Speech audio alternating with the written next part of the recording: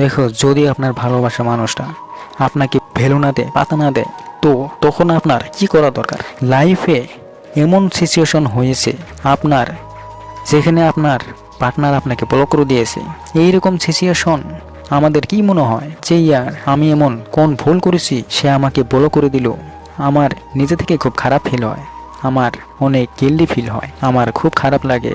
আবার নিজেকে এতটা খারাপ ভাবি, বা আমরা নিজেদেরকে এতটা খারাপ ভাবি যে যার জন্য সে আমাকে ব্লক করে দিয়েছে। আমার কোনো ভ্যালু নাই, যে ও আমার সাথে কথাও বলো না।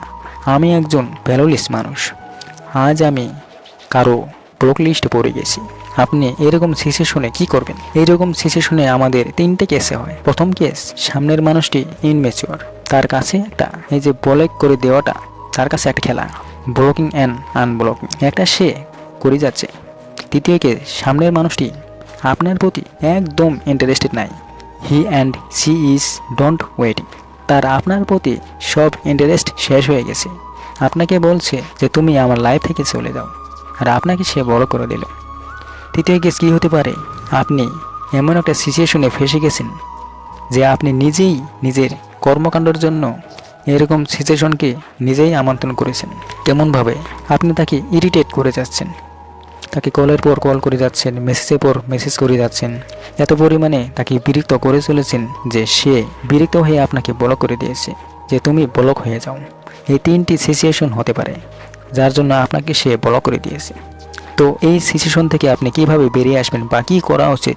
প্রথমে যেটার কারণে আপনাকে ব্লক করে বা করে দিয়েছে সেটা হলো ইনম্যাচিওর, যার জন্য সে আপনাকে ব্লক করে দিয়েছে। তো সেখানে আপনি যত এফোর্ট করেন না কেন, কোনো লাভ নেই, কোনো লাভ হবে না। কারণ আপনি তাকে বোঝাতেই পারবেন যে মানুষটা বুঝতে চাইবে।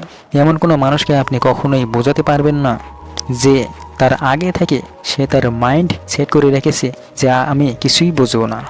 তো আপনি কিভাবে তাকে বোঝাবেন বলুন তো? তো সেখানে আপনি যতই কষ্ট করেন না কেন, যতই আপনি এনার্জি লাগান না কেন, কোনো ফায়দা নেই, কোনো ফায়দা হবে না, কারণ সে কখনোই বুঝবে না। তো এইরকম সিচুয়েশনে আপনি কি করবেন? এগিয়ে চলুন, এগিয়ে চলো, ছেড়ে দিন তাকে, তার সাথে সম্পর্ক শেষ করে দিন। হ্যাঁ, এটাই করবেন। দ্বিতীয় কেসে কি হয়? যেখানে সামনের মানুষটি আপনার প্রতি কোনো ইন্টারেস্ট নাই, he or she is don't wait, বা আমার আর ওর ভালো লাগে না, ওকে আর আমার ভালো লাগে না, তার ওপর থেকে আমার ইন্টারেস্ট শেষ হয়ে গেছে, তাই আমি ব্লক করে দিয়েছি। তো এরকম কেসে আমি কি করব? এরকম কেসে আপনি কি করবেন? বেশিরভাগ মানুষ এটা করে তার কাছে ভিক্ষা চাওয়া শুরু করে দেয় যে প্লিজ আনব্লক করে দাও। তৃতীয় কোনো আইডি বানিয়ে তাকে মেসেজ করো, হাই হ্যালো আমাকে আনব্লক করো। ইনস্টাগ্রামে, ফেসবুকে, হোয়াটসঅ্যাপে বা দ্বিতীয় নম্বর খুলে তাকে মেসেজ করে আনব্লক করো আমাকে। যদি কারোর ওপর ইন্টারেস্টেড থাকে তো আপনার কোনো দ্বিতীয় আইডি বানানোর কোনো প্রয়োজন নাই, দ্বিতীয় নম্বর থেকে মেসেজ করার কোনো প্রয়োজন নেই।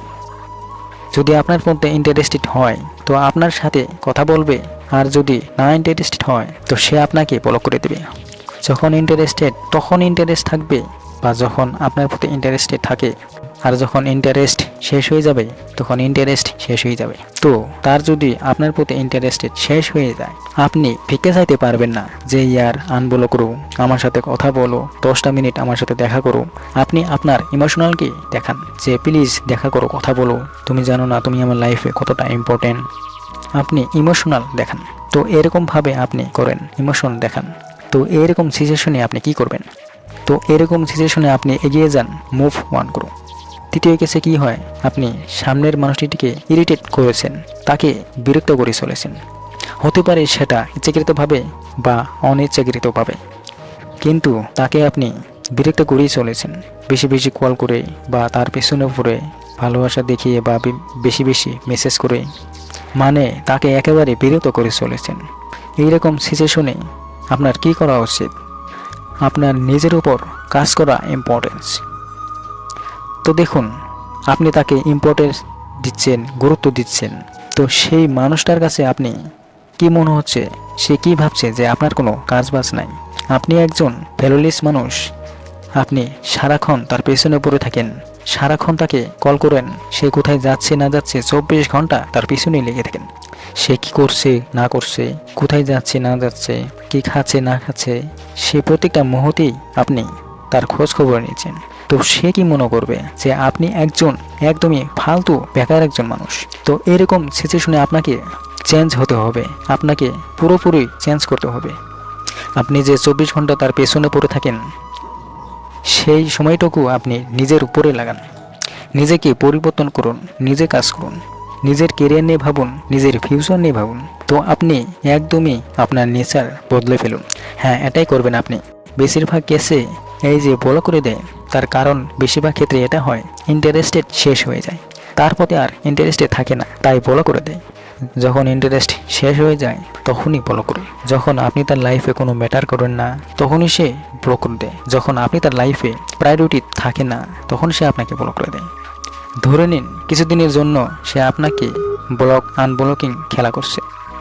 দেখো, এই সিচুয়েশনে আপনি যতই ইফোর্ট দেন না কেন, সে যদি কথায় কথায় আপনাকে ব্লক করে আনব্লক করে, তো এইরকম সিচুয়েশনে যতই আপনি ইফোর্ট দেন না কেন, যতই পরিশ্রম করেন না কেন, বা যতই বলুন না কেন যে প্লিজ আনব্লক করো, যতই আপনি তাকে ভালোবাসা দেখান না কেন, কোনো লাভ হবে না, কোনো পরিবর্তন হবে না, যতই পরিশ্রম করেন না কেন। দেখুন, প্রত্যেকটা রিলেশনশিপ একজন নিয়ে হয় না, দুজনকে নিয়ে হয়। একজন যদি পিছিয়ে যায়, আর একজন যতই সে এফোর্ট দেখ না কেন, সে যতই এগিয়ে যাক না কেন, কখনোই সেই রিলেশনশিপ কিন্তু ঠিক হবে না। তো আশা করি ভিডিওটা বুঝতে পারলেন। যদি আপনার পার্টনার আপনাকে ব্লক করে, তো এই 3টি কেসের মতো আপনি কোন কেসের মধ্যে আছেন সেটা আপনি আগে নিশ্চিত করুন, চুজ করুন, বা সেটা আগে বুঝুন আপনার কী কারণে ব্লক করলো, পরে আপনি এই পয়েন্টগুলোকে অ্যাপ্লাই করুন। তো ভিডিওটা এই পর্যন্তই। প্রচুর সুখে থেকে ভালোবাসা রইল, পায়।